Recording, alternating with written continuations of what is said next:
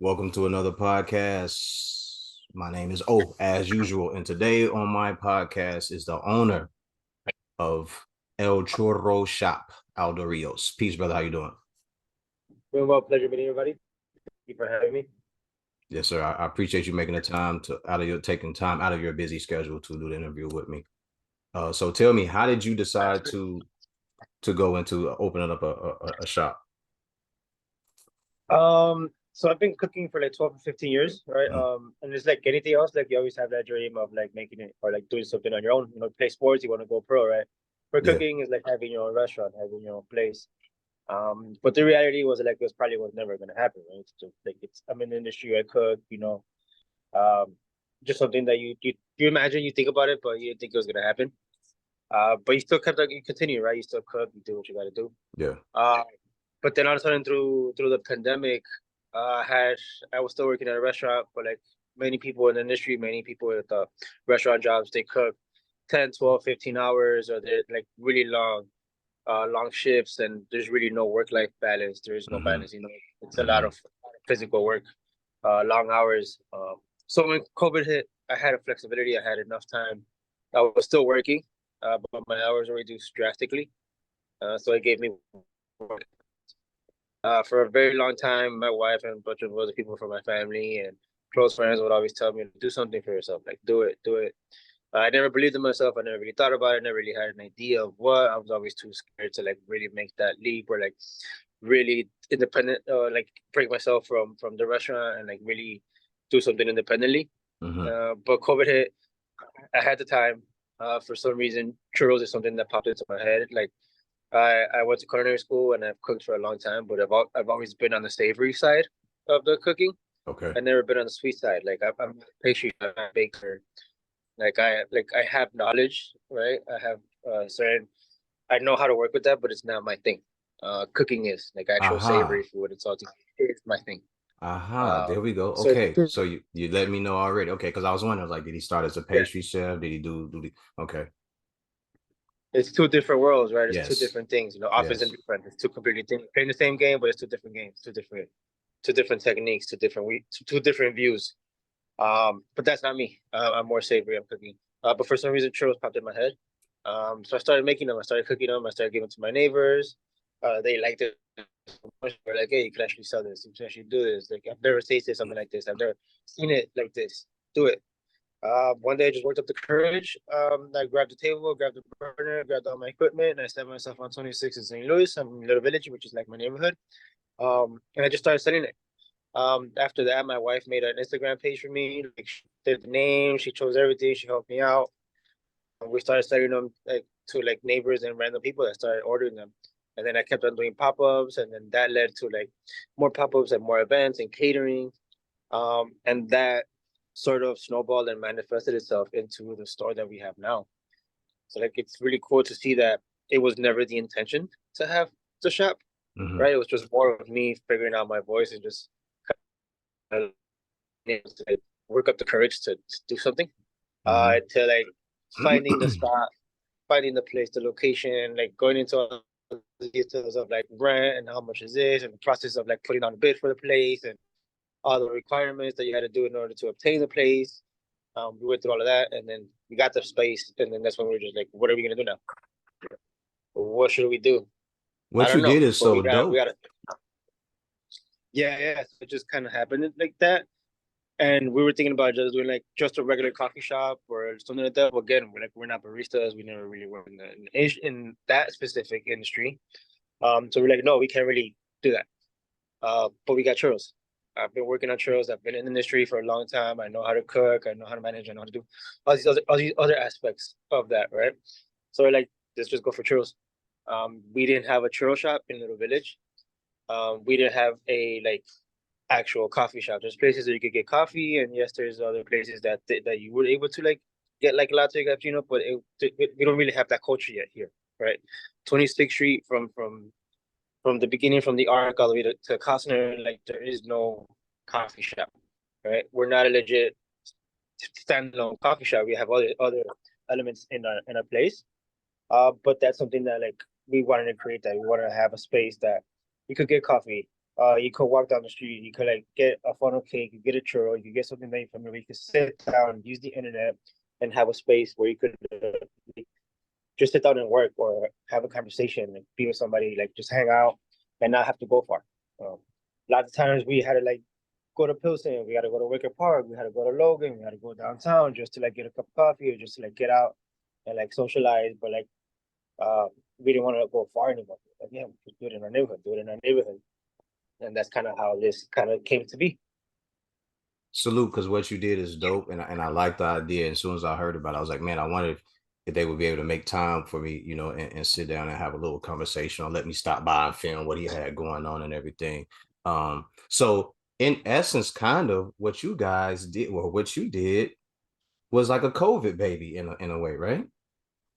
Yeah, because Yeah. I mean, COVID was hard for a lot of people. I mean, there's always a lot of misfortune and a lot of like there's the reality part of that. Um, but with that, comes a rebirth, comes something else, something Mm-hmm. you know, and in our situation, we actually got something out of it, right? Because my life was so stuck on the routine of working, which I'm still working the same, if not more, right? But now it's me. I'm independent. I'm doing it for myself, and then we're doing it for ourselves. I have to get up and struggle every morning, like, but it's for me. It's for me. It's not And that and to me, that I that feel like grind that's that the best part. it's harder. I mean, yeah, it's harder because you can't just turn it off and be like, "Hey, I'm done for the day. Whatever happens, happens." No, it's continuous. Like Yeah, even that's if your I'm not baby. here for like 2 hours, I'm still thinking about what's going on. Yeah, that's your Um, baby, 24/7. exactly. But because of COVID, the reality is that COVID did kind of establish this for us, right? It Yeah, gave us the opportunity, the vision. We saw the lack of, and then ultimately, what can we do about it? You know, if cool. it's not us, it's going to be somebody else, and somebody else is maybe somebody that Don't that come from wouldn't that do like us. neighborhood. Exactly, they're not born and raised. Like I live right down the street from my house, from the store. I Yeah, walk to the store every day. yeah. 5 minute walk. So I'm also a product of the neighborhood. Like I know exactly how tough it could be, but this is also another thing of like showing my peers or other people around me, like, hey, you're from the neighborhood. You don't have to be part of the neighborhood. And I'm glad you that said people that. can from the neighborhood. You I'm know, glad you said that. Let's go back. Let's go back because I grew up in Chicago. I am from Chicago. I'm one of the homeboys. All right. So take me back. Growing up, we all know that Chicago was a very rough place in the 70s, 80s, and 90s. It was a fun place to be, but it could get very grimy and dirty. And Little Village and Pilsen and stuff like that, those were not places that you wanted to be if you weren't buying dope.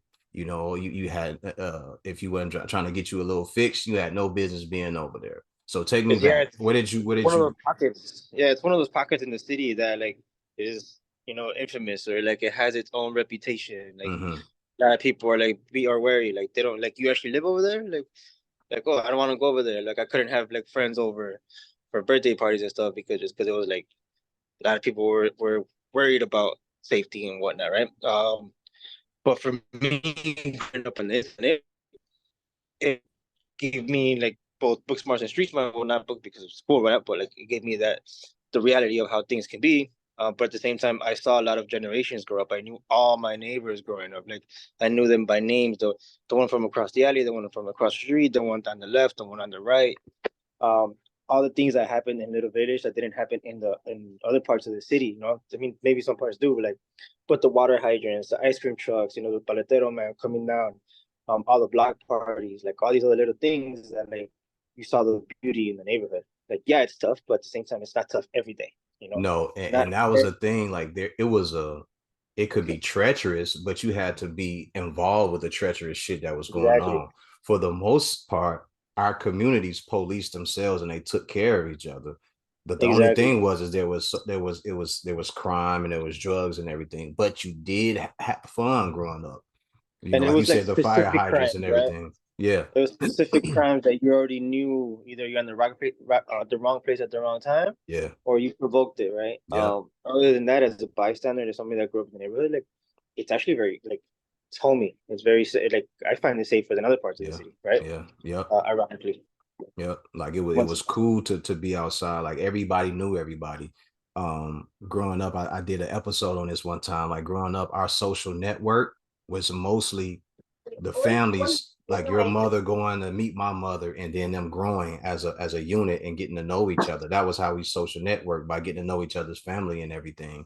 Now this is the social media area, and they do it so much differently. But back then, you had to get out and know who your neighbor was and who your friend's mom was, and it was a different type of responsibility because everyone was so involved. So that's what made the Right. communities a lot more close knit. And that's something that I really wanted to like indirectly show and demonstrate that it is possible. Like, yeah, you could be from here, be proud of being from where you are, like do it. Doesn't necessarily mean the outside view of like you being on the inside isn't the factual one. That's not true, right? Yes, there is some degree of truthfulness to the way people see it from the outside inside, but in reality, not. It's quite lovely growing up and like being able to say like, hey, I'm from here. Like I Yeah, understand what happened. I understand what are the realities. that's But a fact. the other reality, the other aspect, the other extreme to the same story is this, you know? Nobody sees this, nobody like really focuses on this part of the story, right? And Yeah, then that's something that I want to showcase and like be like tell kids and be like, hey, dude, I'm from the neighborhood. I grew up right here. Blah, blah, blah. But it's because I want to demonstrate it and I have the love for the neighborhood and I want to take care of my neighborhood. This is what I could do for it. yeah, and you're not now, like you said, you're that guy now. Like they can see it and say, "Yo, if he did it, if Aldo Rios did it, he did it. I can do it. We all can do it. You know, we should all." And you become like a guy that people can come and talk to now. Like, hey, you know, I started out here. It's never too late for you to start. It's just about when you start and putting your mind and your grind to it at the same time. Yeah, especially because a lot of these kids don't think about leaving the neighborhood. They don't think about what Mm-mm. school they're gonna go to. They don't think about other than the day to day, right? They live one day at a time, right? So it's Mm-hmm. today. They don't really care about tomorrow. But like now, I'm just like, there's actual stuff that you could do. Like you could leave the neighborhood, like go downtown, get a job downtown. Don't get a job in the neighborhood, like not, like, but like so you could see and break out of and learn different habits, see different cultures, see different aspects of life, and absorb that, and like always stay true to your roots. But this is a way that figure it out, like to actually think about what you want to do. Yeah, because You don't have the answers. those trains and buses, they go through these different neighborhoods, and you get to see how the different neighborhoods look and everything. You got to expand your mind, your horizons, and everything. Yeah, It's you a got to part open up of your it. mind, like your vocabulary, like change your vocabulary, open it up, like listen to the way other people speak. Doesn't necessarily mean you have to change the way that you speak, but like this is just food for thought. This is just food for you to like grow. And this is something that I want to like kind of showcase. Like I'm from the neighborhood, but I lived in Mexico. I lived in Texas. I traveled. I went to Europe. I did all these other places. Being from the neighborhood, and sometimes you gotta leave to come back stronger. And this is something that like, yeah, I broke, but I came back, and I'm Okay. still true to my roots. And this is where I'm from, and this is where I want to do what I gotta do. Word, word. So take me back. You grew up in Mexico. Was that early on, or was that later Well, I on in was life? always born and raised here. I was always born and raised here, but I did. It got to a certain point in my life where I wanted to learn more of like Mexican culture, like actual true culture. So I gave up my job here. I gave up everything that I had here, and I moved to Mexico. So I did the opposite of what a lot of people are doing, right? A lot of people migrate from over there here, but actually gave up what I had here to go over there and live like the actual like experience of living in Mexico and starting like not having experience over there and not knowing about much about the money, culture, like stuff like that because like you're leaving a certain system to go to a different system. Word. How long were you over there? I was in San Luis Potosí for about a year, and then I did Mexico City for 6 months. Okay. Okay. Cool. So then so when you came back, so when you were there, were you there for the culinary field, or were you just there The doing? life, just experience, just Okay. be able to get to travel, um, having be able to experience just different events and cultural environments and like learn more about the actual language in Spanish and speak the way they speak, think the way that they think. Also learn about the food in different regions because it's easier to travel in Mexico than it is here. Well, I mean, I guess here it's easier everywhere, right? But just there's a lot more day trips, so there's a lot of stuff that you could do in the immediate because it's a smaller country versus the US, which is like huge. Mm-hmm. It's just easier to travel like by bus. 2 hours from where I'm at. In 2 hours, you could get to 7 different cities. In Mm. 5 hours, you could get to 9 different cities. Okay. So it's very easy to like have a day trip and like learn about a different city, learn about different food, go to different like parties and festivals, over there. So that's kind of like what I wanted to learn. And Okay. that is part of like the way that I cook, the way that I think, the way that I'm like knowledgeable in certain areas of like the Mexican food or like my areas. Like that's how I became knowledgeable in that. Okay. Um, And when did you decide that you wanted to go into the culinary field? Was it always a uh, love and passion you had when you were young, or was that something that you no, adopted? it started my very first job. I got hired as a barback at a restaurant, but I was like 17 years old. Hmm. Which I was barbecking illegally just because you had to be 21 because you're serving alcohol. Even though you're not serving as a barback, you're still in the same environment. Um, but I did it for a year, and then finally the owner was like, "Yeah, I can't have you here anymore. I need you in the back." Because of the age. I was like, "Yeah, you know what? I really can't." Um, so he threw me in the back. He put me dishwashing, um, and I was okay. I was pretty good at dishwashing. And the chef at the time at the place, he approached me because he saw that I would finish whatever I was doing and not have anything else to do. And Mm. he didn't like the fact that they just did it. So he was like, I'm going to show you how to cook. Get over here, cut this, do this, do this, do this, and that. So I started doing it. And he was like, I'm going to continue to teach you. The day that you show me no interest is the day that I'm going to stop. Mm. So he was like, I'm going to show you how to do all of this. But if I ever see that you're not into it and that you don't want to learn, I'm going to stop. I'm not going to waste my time. Because he invested time in me. He didn't let it ask. I didn't ask him to teach me, right? He took it upon himself to like, and I'm going to show you. And what he meant by that is because the culinary industry and the cooking industry, like, you need to be fully invested. Like, you really need to be passionate about this. You're not going to make money. Like, you're going to struggle. You're going to a lot of sacrifice, birthday parties, events, like You're all gonna these miss everything. events that are very important. You're going to miss it, Yep. and you really need to be fully invested in this. Like, you can't half-ass it. Like, you need to like really. Not saying that you got to be the best ever, but like But you have to be passion and invested in devotion, it. Yeah. yeah, passion, devotion, and want is a must, right? So you started doing that. All of a sudden, one day, I went to go reach for a pot or something, and there was oil in it, and I got second-degree burns on my hand, and they were like really, really bad. Like the skin melted off, and Oh shit. it was fun. It was cool. It was like really gnarly. Like the hand looked super cool. Like all the skin just was off. Um, but that was a Mother's Day. I forgot what year. That was on a Mother's Day, like around noon, right? 1 in the afternoon. It was still early in the day. Mother's Day is like the busiest day for restaurants, by far. Like it's the one day that's the busiest. And my shift was early, like it was early in the day, and that happened. And I didn't go to the hospital till like 12 or 1 in the morning. Yo, you crazy for that. I just wrapped it up and I continued to work and I That's worked pushed crazy. through it. Um, I still like I was like still clean. I stayed there to like mop and sweep and all that just because like it was my team. We were getting crushed and we were so busy like that. We just like that was my very first Mother's Day at any restaurant. And it was just so busy, and I see that the amount that they needed, that like well, let's just power through it. Get to the hospital. First thing they tell me were like, "You're crazy. Like you should have got here right away." Absolutely. Absolutely. But I did. I still finished my shift, and it was. I think at that moment was when I realized that this is what I wanted to do. And I also thought about it. Like my hands are already burnt. I'm gonna have a scar. I'm gonna see this for the rest of my life. If I'm already gonna do this or put my body through all of this, I might as well just follow through and see where I had to, see what I could do with this. And I stuck through it. My hand cured at 100% with no scar. Like you cannot tell at all. What? You Um, don't have no scar from yeah, that? it was just like there was nothing. That's crazy, man. Like no scar, nothing. It healed at 100%.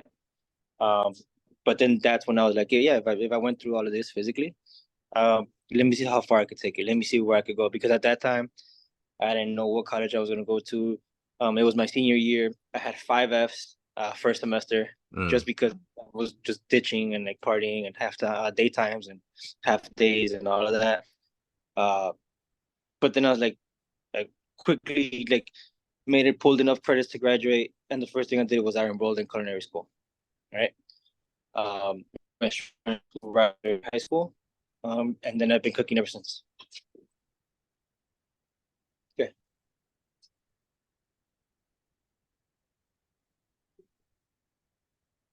It's Okay. awesome that that happened to you and you don't have a scar from it. My mother, suffered third and fourth degree burns. And Yeah. she had a lifetime scar on the right side of her body. It was burnt all the way down. So that's crazy that you didn't have any type of scar at all.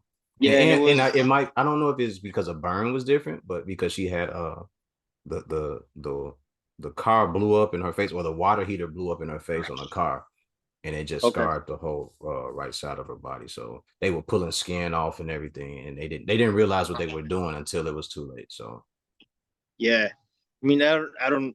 I mean, I thought I was gonna have a scar for the rest of my life, but it didn't. It healed.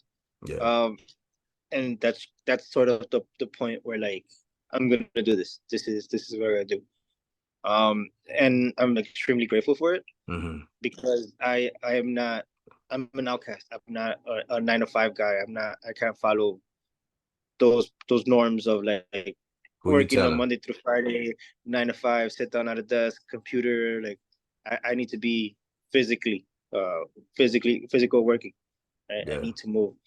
I'm okay with standing nonstop for 12 hours a day. I'm okay with bending over and grabbing hot stuff and cold stuff and sticking your hand in coolers and in ovens and like all of that. I'm okay with it. Like, that keeps me going. the hustle and Not the bustle nine to five job. is your thing. Yeah, and I don't think I would. I don't know what I would be doing. If it wasn't for the cooking. I think that's a very big point that I want to like kind of like showcase to all these other people, like especially like young kids. Is like there's something for somebody. Just because you're not you don't belong in school, like you could be smart, but like not really like be have the patience for school and sitting down and all of that. Mm-hmm. That's completely fine. There's trades out there. There's stuff out there that you could do that you don't necessarily have to like be part of society where you have to work a 9 to 5 and computers and have to go to college and have to like do all these other things. Like no, like finish school, get a trade, work with your hands. Like there's all these other stuff that you could do. Um, and then the kitchen is one of those. Um, it kept me busy Thursday, Friday, Saturday, Sunday. I would have worked till like 12, 1, 2, 3 in the morning. Mm-hmm. As a 18-year-old, 19-year-old, 21-year-old, 22-year-old, I mean, that's a big part of your life. You want to be out partying, you want to be with friends, you want to do a bunch of dumb stuff. Um, but I couldn't because by the time I was off of work, the party would already be over, everything would kind of already be over. That it never gave me the chance to like really go out and be about. And not only that, but you have made some money too. Yeah.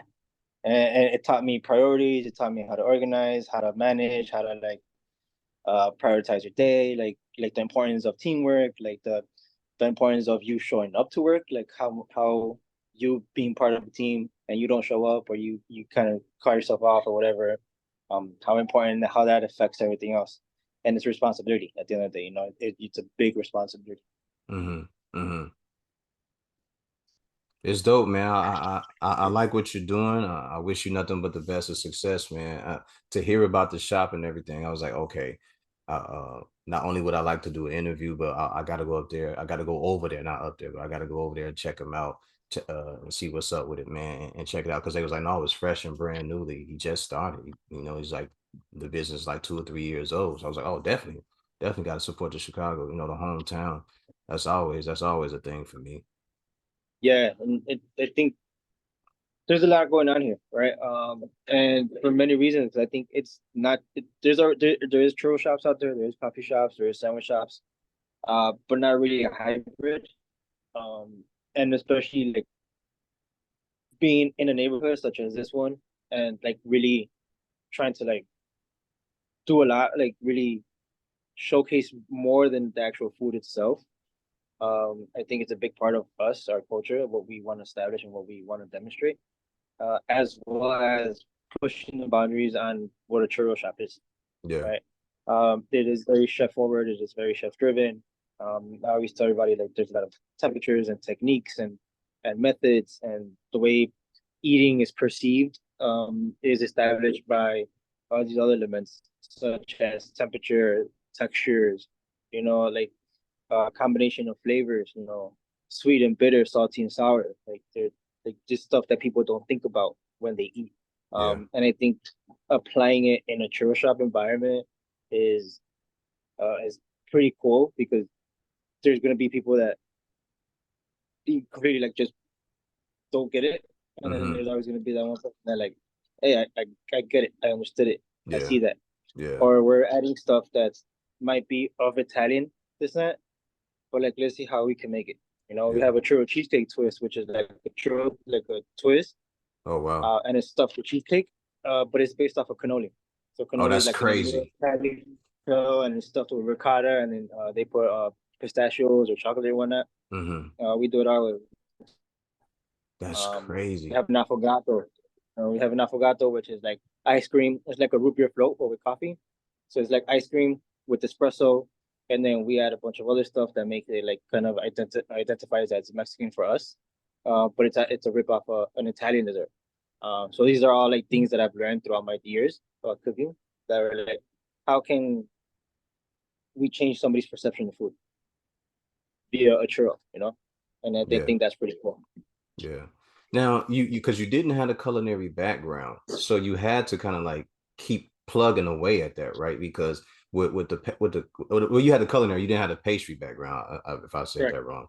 So the pastry side of it, you got to do pastry kind of like to a T, because if you don't do it correctly, you'll fuck it up though, right? So did it take you a Yeah. while, or did you have some help? Like, or was it just trial by error? A lot of trial by error. And then it's just having some basic knowledge, right? Obviously not gonna bite more than what I could chew and try to do something super elaborate. I know I'm not gonna be able to do it. Uh, but at the same time, it's the challenge of I don't really know what, but let me figure it out. Let me do it. And if it doesn't work, why didn't it work? Oh, it's too much water, not enough heat. Yeah. A lot of things is common sense. Cooking, I mean, it's mind blowing how cooking can be common sense. Yes, there's technique. It's super elaborate. There's super high end, fancy cooking techniques and stuff that I would never be able to do just because it's so out there. Uh, but the base of that is basic common sense. You know, if it's too hot, it's gonna burn. If it's too low, it's never gonna cook. Yeah, If it it's take too too long. dry, there's not enough water. Yeah. If it's too wet, there's too much water. So a lot of things is just common sense of like knowing, and just teaching yourself and learning. Like I got a bunch of culinary books here. Like part of my collection is here, and I always tell my staff, "Hey, just open it, look it up. If there's something that you want to do, let's do it. Even though we might not sell it, but I'd rather spend time and teach ourselves how to make it because that challenges you now. Now that makes you think. That makes you think about flavors and techniques and all these other stuff that maybe you won't be able to apply it here, but you could apply it somewhere else. Or at least it opens mind and makes you think about what was made, or even just you know. Oh, can If you there's a repeat that certain last season part? coming Can you up and repeat there's that a certain last food or part? Because something you, that's you my you birthday, faded out. Can you repeat the last part? You faded out. um, yeah, like if there's ever something that they want to do, like just do it because that's where they learn. That's how they teach themselves of how to like learn more, right? Okay. Um, and then like if there's anything that they want to do, like fruits or anything like a certain uh something for Christmas or something that like, hey, this fruit's in season. All right, let's do something with it. I want people to fully engage and really want to cook and learn and not just be robots Yeah. ultimately. Yeah. You want them to be painters, right? You want them to perfect their own style when they're doing it. Yeah. Definitely. Yeah. Definitely. So my background is partly in the hospitality industry because I came up on a food and beverage side, but I'm in the back of house, right? So I'm Yeah. working in purchasing. I'm getting all the supplies, the inventory, stock management, and everything. That's the part I was doing. But in doing that and working for the hotel industry, I had so much love and appreciation for what the cooks and chefs did because I got a chance to when the deliveries was coming in, I got a chance to see all the food when it came in. I got a chance to see when I took the food up to the kitchens and everything. I got a chance to see how they directly, how what my service does, how it directly impacts you guys in the kitchen and how you guys get a chance to get to everything.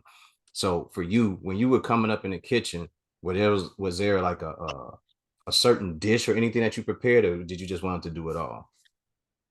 It's ironic and it's really ironic how when I first started cooking, I wanted to learn like fine cuisine and like French and Italian and European and old school because I thought that was the best, like before like maybe before 10 years ago, 15 years ago, like since then there's been a new wave of food, right?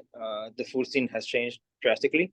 But old school cooking was always French, right? It was always like hate cooking, French and Italian and Spanish, very European way of cooking. And um like Mexican food wasn't a thing that I wanted to learn because I was like, oh, I am Mexican. I grew up cooking Mexican. There's really nothing special about Mexican food. And if I want to learn something about Mexican food, I'll just simply ask my mom.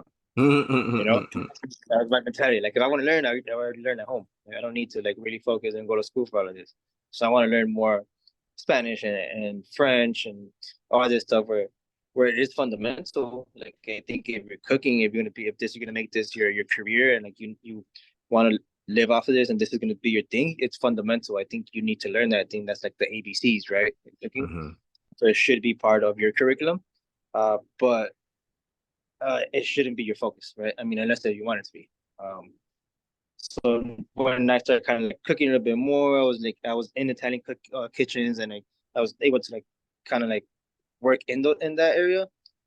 I was just like, I don't really know much about my culture. I don't really know much about my food. I know where I'm from. I know what I ate growing up, but Mexico is so big and diverse that eating Mexican food is very different in different parts of Mexico. Um, and I didn't really learn more about that. I didn't know that much about that. So that's when I made the decision of going to Mexico, living over there. I want to learn more about my cooking. I want to learn more about my culture. Um, and now as growing up more of an adult, it's like I'd rather focus on Mexican food, cooking food, like my style of food, just because that is my culture. That is what I know most about. I don't know much about Italian or French cooking because that's not my culture. I didn't grow up on that. I grew up on Mexican. I grew up on rice and beans and tortillas and all this stuff. So like, what do I know? That's what I know. And not everybody can necessarily correct me because I have that nostalgia. I have that memory. I have that in me, right? So I know more about that, and that's something that I want to grow. That's something that I want to feed. And now it's like I focus more on cooking Mexican food or like uh parts of my culture that I know. Like, and I think that's why I opened up a churro shop. Uh, because there's a lot of history and it is something that not specifically Mexican, but it's something that the Mexicans adapted and they have their own version now.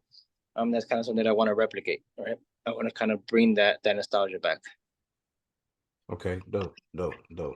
Now, do you see yourself expanding, or do you just want to stay to what you have right now? Uh, the ultimate goal is to grow, to expand. Okay. Does that necessarily mean 1, 2, 3, 5, 20 stores, franchise, and all over the place? Maybe, maybe not. Um, do I want to maybe open up a different concept, do something else? Yeah, I think that's something also that's also part of the goals, something that I want to establish. But right now it's day to day. Uh, really learned this because I came from cooking, from being a cook, being a chef, to like now a business owner. So your mentality has to change drastically, completely. So I think right now I really want to get a full grasp of what we're doing here. Really like define our concept and our views and like what exactly are we doing because there's so much stuff that you could do out there that like you can't do everything at once, right? Um, so I really want to like understand this place, let this place grow on its own, and like let it tell me what it wants, right? Me teach myself how exactly to allow that and to feed that and do the best at that. And then maybe open up a second one or a third one, and then I don't know how far I could take it after that, but I Okay. think yeah, I think right now it's like really getting this one out there because our concept is pretty different from what's already out there Yeah. in, And you're in still like in the in baby churro phase, so it's better yeah, to work on it. Yeah. in the churro world, like we're so new still, um, that we are setting boundaries, we are establishing boundaries, we're breaking boundaries, right? So all of that somehow like it's still blooming. So I think it's letting it do its thing, and then once it's ready to multiply, like let's do it. Right. Okay. Okay. All right. Next question. Name your top selling item so far. Oh, it's hard to tell. Really? Yeah, it's hard to tell. But I guess overall in churro cheesecake is probably our best seller there. Funnel cakes are our strawberry Nutella funnel cake. That is our number one. Wait. Did you say strawberry Nutella? Yeah, so we make all our churros from scratch. 100% from scratch is my own recipe. Everything that I try to make everything that I can. I try to make it from scratch. Right, that is my thing. If I could buy it, I'm not. Right. Um, so we try to make everything from scratch. We make our own churro dough from scratch. We make our own funnel cake from scratch. Anything we could possibly make. We make our own chocolate sauce from scratch. We make our own strawberry sauce from scratch. Anything we could make from scratch, we possibly try to make it. Um, but our funnel cake, they're pretty good. And our best seller is strawberry Nutella funnel cake, which is like your ordinary carnival funnel cake with powdered sugar, whipped cream, strawberry ice cream, fresh strawberries, and Nutella sauce. Mm-mm. It's pretty decadent. I love Nutella, man. I think you got a winner with me already. Yeah, that's by far our best seller. For the sandwiches, we got paninis, which also is a little different from 26th Street because 26th Street has a bunch of like torta spots, so you get a bunch of tortas, but not a panini, not Okay. a different sandwich, right? And we have paninis. So our best one is our turkey bacon cheddar, which is sourdough bread, uh, sharp cheddar, applewood smoked bacon, and then turkey slices. All right, we grill it up so it gets crispy on the outside, soft and warm on the inside. Mm-hmm. Um, really, really delicious. That's our best seller there. In the coffees, probably our churro latte is probably our best seller. And then that is churro syrup, which we make our own syrup from the churro sugar. So Oh it, wow. you're drinking the essence of a churro in your latte, right? It's really super cinnamony and just like really rich and like really delicious. That's our bestseller right now. Our sweet potato latte is probably our bestseller right now for the season. Sweet potato latte. Crazy. That's our Crazy. Yeah, that's our twist on the pumpkin spice latte, right? So Mexico we do eat pumpkins a lot. I mean, pumpkin spice is it's a mix of spices, right? There's no actual pumpkin in there. Um, but we wanted to do something that's a little bit more Mexican, a little bit more to our theme of the place. And then sweet potato is something that is very common right now in Mexico. I know it's everywhere because it's the fall, but it's very common. And there's this ingredient called piloncillo, which is raw cane sugar, Mm. and it just tastes has like a certain particular taste that is just identifies with its own. That we make We take sweet potatoes, we roast them, we season it with the piloncillo, so it has like all these warm, spicy notes to it, and then we mix it with oat milk, and we make a coffee cold foam that we put on top. That's crazy. Yeah, so it's a latte that has a lot of texture because of the Mm-hmm. sweet potato. There's a lot of flavor, and it tastes just like sweet potato because it's natural, real sweet potato. And then the cold foam provides a contrast. That's the same thing where I'm trying to head to. Like it's two contrasting textures Mm-hmm. because the cold foam is like light, airy, fluffy, and then the actual latte part is heavy, thick, not super thick, but it's like because of the sweet potato, Mm-hmm. it gains texture. And it's sweet and bitter, and it just counterbalances each other, and it's a really, really solid drink, and it's like our bestseller right now. I would prefer sweet potato over pumpkin any day. I'm a sweet potato pie eater. You know what I mean? I don't know nothing about no Yeah. pumpkin. I don't know nothing about no So pumpkin. so you're drinking a sweet potato pie, That's that's essentially. that's hey, we on the same page, my brother. We on the same page. I don't know nothing about no pumpkin though.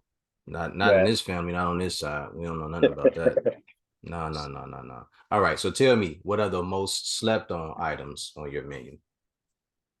Uh, Slept on right now. Um, I don't know. I think everything is like gets picked, right? Everything really gets that. Okay. Um, maybe our chilaquiles panini.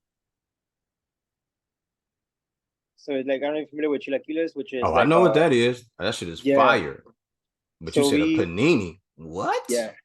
So in Mexico City, they have this thing called a torta de chilaquiles. So it's like a like torta bun, like a specific type of bun, and they put chilaquiles in there, and they put sour cream and cheese and all that stuff. So you eat. Imagine like a like starch on starch on starch, just sandwich that's all super starchy. Okay. Uh, but it's specific to Mexico City. Um, and since I spent time there, like for some reason I had the idea of just like let's make it into a panini. Mm-hmm. So we take chipotle tossed chips, uh, corn chips that we fry in house. We make our own sauce. We put epazote, but epazote is a it's I think it's in the mint family, but it's also called skunkweed, I believe in English. And it's like super funky and strong on its own, and it really stands out. And it's a lot of people don't like it. Um, it's a love it or hate, right? Either you Okay. love it or you hate it. Okay. But it's super funky. It's really strong. It's bitter.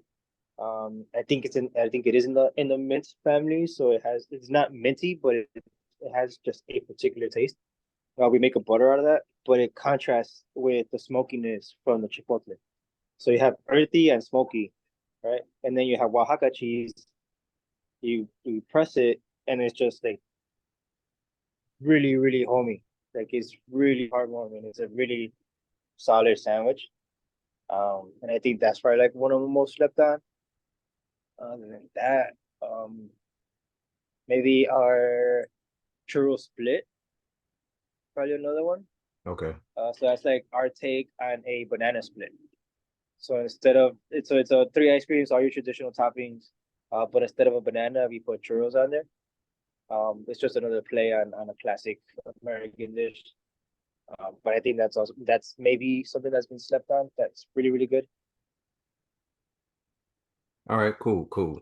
All right, ladies and gentlemen, we have been talking to Aldo Rios, owner of El Churro Shop. Give them the address, your information, where they can find it, all that stuff, man. So we're located at 3536 West 26th Street in Chicago, Illinois. That is approximately 26 in Drake. We're in Little Village. I am the chef owner. This is a place that we want to really welcome everybody and give them a space that come out and try us. Anything we make from scratch. Try to make as much as possible from scratch. It's a very chef-driven place. There's a lot of culture, a lot of tradition here. We really want to touch on culture, tradition, and more than anything, just introduce you to like different aspects of churro world, of what we could establish with churros. Besides that, we also have funnel cakes, we have coffee, we have milkshakes, we have a little bit of everything. We always have seasonal specials. We always do something for the season, stuff that we probably won't put on the menu ever again, just because it's for the season and it was created just for that time. But it's something that we really want to invite everybody and give us a try and just snack on some churros. Yes, sir. Yes, sir. I will be there to check it out, but I got to be careful because it sounds like you're going to send me into a diabetic coma, and I got to avoid that. So, ladies and gentlemen, this has been Oh, one Outdoor. dish they also got to try. That Oh, one dish they also got to try. It's a fried chicken sandwich. see, I'm not going to even, I can't even fuck around, man. Now you playing. it's Now you playing a games. it's a really cool sandwich. So it's a brioche bun, toasted. Mm. We take chicken cutlets. We marinate them in buttermilk, hot sauce, onions, like all these other aromatics. We bread it with our own sour breadcrumbs that we make in house. We dry our own bread. We crumble. We ground our own bread. We make our own breadcrumbs. We season it ourselves. We fry it. We top it off with provolone cheese. We do arugula, and then the best part of the sandwich that makes it is the champagne aioli. And Wait, you said take shit. You onions, said wait. You said you broke up. Did you say champagne aioli? champagne aioli, and that is This what is like ridiculous. that's what makes the sandwich. Is like that's the best part of the sandwich. Oh wow. Oh wow. So we gonna end it there because I'm getting hungry. And I need to rinse myself off after hearing that. That sounds delicious. Ladies and gentlemen, this has been Aldo Rios, owner of El Churro Shop. Remember the mission statement when you're striving for greatness. God never puts you in the driver's seat if it's taken. I messed up on my own motto and slogan. I appreciate you for joining me. Have a good night. Thanks for the opportunity to interview. I will be out to see you soon. Awesome. Thank you for having me. Thank you for letting us talk about our spot. Yes, sir, brother. Take care. Thank you. Bye bye.